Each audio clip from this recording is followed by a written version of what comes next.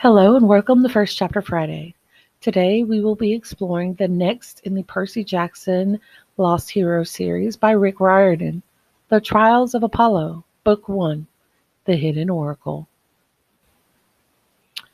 Chapter 1. Hoodlums punch my face. I would smite them if I could. Mortality blows. My name is Apollo. I used to be a god. In my 4,612 years, I have done many things. I inflicted a plague on the Greeks who besieged Troy. I blessed Babe Ruth with 3 home runs in Game 4 of the 1926 World Series. I visited my wrath upon Britney Spears at the 2007 MTV Video Music Awards. But in all my immortal life, I have never before crash-landed in a dumpster. I'm not even sure how it happened. I simply woke up falling. Skyscrapers spiraled in and out of view. Flames streamed off my body. I tried to fly. I tried to change into a cloud or teleport across the world or do 100 other things that should have been easy for me. But I just kept falling. I plunged into a narrow canyon between 2 buildings and bam! Is anything sadder than the sound of a god hitting a pile of garbage bags? I lay groaning and aching in an open dumpster. My nostrils burned with the stench of rancid bologna and used diapers. My ribs felt broken, though that shouldn't have been possible. My mind stewed in confusion, but one memory floated to the surface. The voice of my father Zeus. Your fault. Your punishment. I realized what had happened to me, and I sobbed in despair. Even for a god of poetry such as myself, it is difficult to describe how I felt. How could you, a mere mortal, possibly understand? Imagine being stripped of your clothes, then blasted with a fire hose in front of a laughing crowd. Imagine ice cold water filling your mouth and your lungs, the pressure bruising your skin, turning your joints to putty. Imagine feeling helpless, ashamed, completely vulnerable, publicly and brutally stripped of everything that makes you, you. My humiliation was worse than that. Your fault. Zeus's voice rang in my head. No, I cried miserably. No, it wasn't. Please. Nobody answered. On either side of me, rusty fire escapes zigzagged up the brick walls. Above, the winter sky was gray and unforgiving.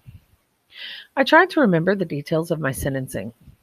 Had my father told me how long this punishment would last? What was I supposed to do to regain his favor? My memory was fuzzy.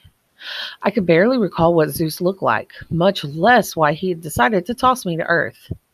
There had been a war with the giants, I think?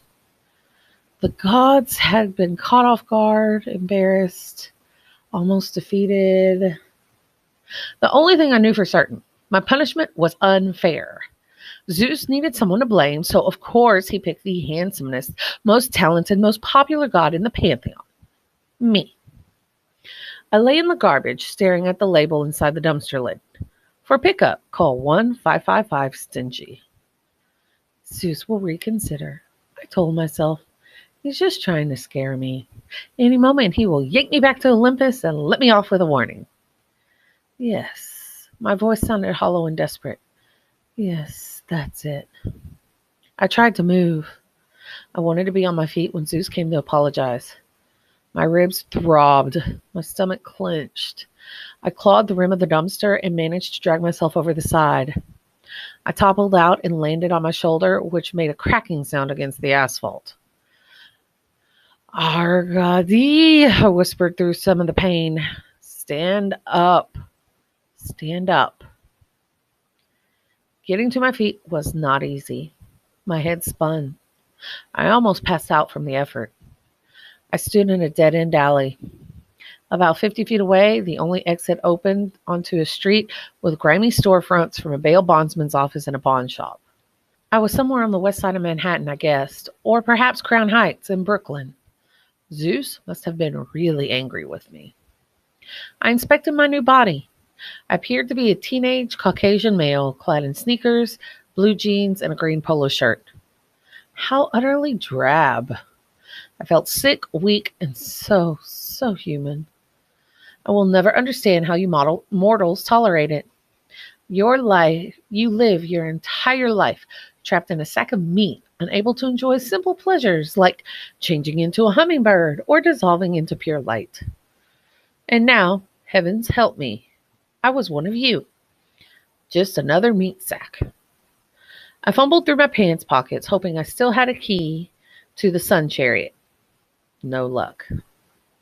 I found a cheap nylon wallet containing $100 in American currency, lunch money for my first day as a mortal, perhaps, along with a New York State junior's driver's license featuring a photo of a dorky, curly-haired teen who cannot possibly be me, with the name Lester Papadopoulos.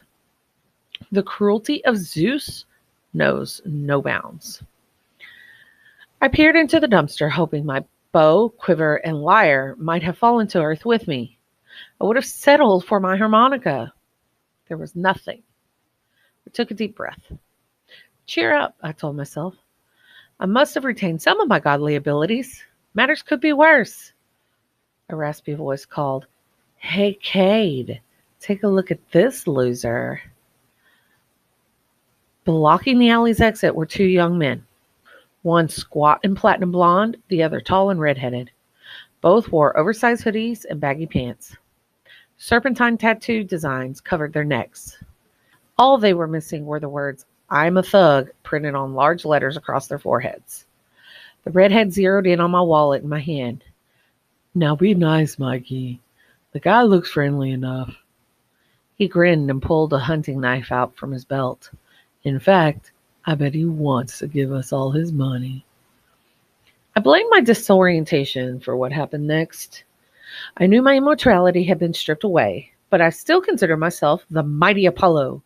One cannot change one's way of thinking as easily as one might say, turn into a snow leopard. Also, on previous occasions when Zeus had punished me by making me mortal, yes, it happened twice before, I had retained massive strength and at least some of my godly powers. I assumed the same would be true now. I was not going to allow two young mortal ruffians take Lester Papadopoulos' wallet. I stood up straight, hoping Cade and Mikey would be intimidated by my regal bearing and my divine beauty. Surely those qualities could not have been taken from me, no matter what my driver's license photo looked like. I ignored the warm dumpster juice trickling down my neck. "I am Apollo," I announced. "You mortals have three choices. Offer me tribute, flee, or be destroyed." I wanted my words to echo through the alley, shake the towers of New York, and cause the skies to rain smoking ruin. None of that happened. On the word destroyed, my voice squeaked. The redhead Cade grinned even wider. I thought how amusing it would be if I could make the snake tattoos around his neck come alive and strangle him to death. "What do you think, Mikey?" he asked his friend. "Should we give this guy tribute?" Mikey scowled. With his bristly blonde hair, his cruel small eyes, and his thick frame, he reminded me of the monstrous sow that terrorized the village of Cro-Magnon back in the good old days. "Not feeling the tribute, Cade." His voice sounded like he'd been eating a lit cigarette. "What were the other options?" "Fleeing," said Cade. "Nah," said Mikey. "Being destroyed?" Mikey snorted. "How about we destroy him instead?" Cade flipped his knife and caught it by the handle. "I can live with that. After you." I slipped the wallet into my back pocket. I raised my fists. I do not like the idea of flattening mortals into flesh waffles, but I was sure I could do it. Even in my weakened state, I would be far stronger than any human. "I've warned you," I said. "My powers are far beyond comprehension." Mikey cracked his knuckles. "Uh-huh." He lumbered forward. As soon as he was in range, I struck. I put all my wrath into that punch. It should have been enough to vaporize Mikey and leave a thug-shaped impression on the asphalt. Instead, he ducked, which I found quite annoying. I stumbled forward. I have to say that when Prometheus fashioned you humans out of clay, he did a shoddy job. Mortal legs are clumsy. I tried to compensate, drawing upon my boundless reserve of agility, but Mikey kicked me in the back. I fell on my divine face. My nostrils inflated like airbags. My ears popped. The taste of copper filled my mouth. I rolled over, groaning, and found two blurry thugs staring down at me. Mikey, said Cade, are you comprehending this guy's power? No, said Mikey. I'm not comprehending it. Fools, I croaked. I will destroy you. Yeah, sure. Cade tossed away his knife. But first, I think we'll stomp you. Cade raised his boot over my face, and the world went black. And that is it for the first chapter. If you would like to continue reading it, you can check it out through your library on the Sora app through onelink.fortbendisd.com. Thanks, guys.